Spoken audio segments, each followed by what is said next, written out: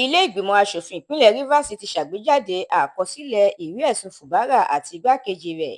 Àjọ tó ń rí sí ọ̀rọ̀ ààbò àti pàṣípààrọ̀ Securities and Exchange Commission (SEC) ti kéde èròǹgbà rẹ̀ láti kéde orúkọ àti láti dójú ti àwọn alámòjútó ọjà àgbáyé, ìyẹn Capital Market Operators (CMO) tí wọ́n ń tasẹ̀ àgẹ̀rẹ̀ sí òfin àti ìlànà kárà-kátà. Ṣèyí Tinubu ti gbóṣùbà káre fún Ààrẹ Tinubu. Ó ṣàpèjúwe rẹ̀ gẹ́gẹ́ bí aṣáájú tó gáyàtà jùlọ lórílẹ̀-èdè Nàìjíríà.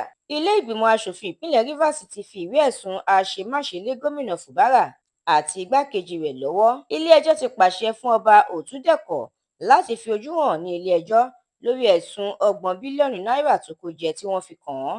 Olùdíje dupò gómìnà lábẹ́ àsíá ẹgbẹ́ òṣèlú PDP tẹ́lẹ̀ ìyẹn Ọlájídé Adédìran, tọ́pọ̀ tún mọ̀ sí Jandor, ti lọ sínú ẹgbẹ́ òṣèlú APC.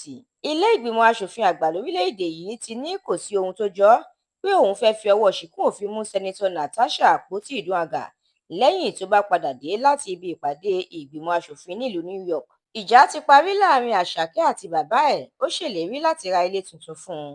Èyí làwọn ìròyìn tó jáde láṣálẹ́ òní ọjọ́ Ajé, Monday ọjọ́ 17 oṣù kẹta ọdún 2025. Àdúrà mọ́mi Balógun ló ṣe òǹgbùfọ̀ ìròyìn yìí. Ẹniọlá Sálíù lórúkọ mi.